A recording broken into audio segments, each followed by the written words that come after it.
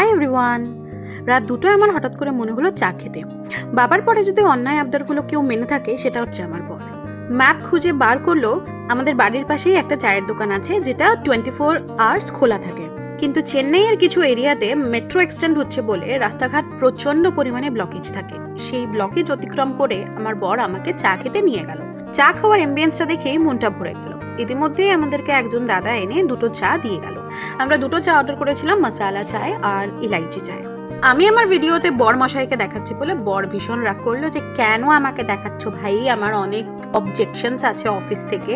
তো যাই হোক, আমি বকা টকা খেয়ে এবার আমি দুটো কুকিজ যেটা অর্ডার করেছিলাম সেটা টেস্ট করলাম। একটা ডাবল চকো চিপ ছিল আর একটা চকো ক্যাশিউ ছিল। তো দুটোই আমার ভালো লাগলো, বাট ক্যাশিউওয়ালাটা বেশি ভালো লেগেছে।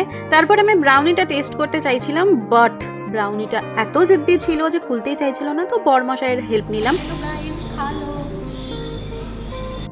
And the brownie review ended up like this.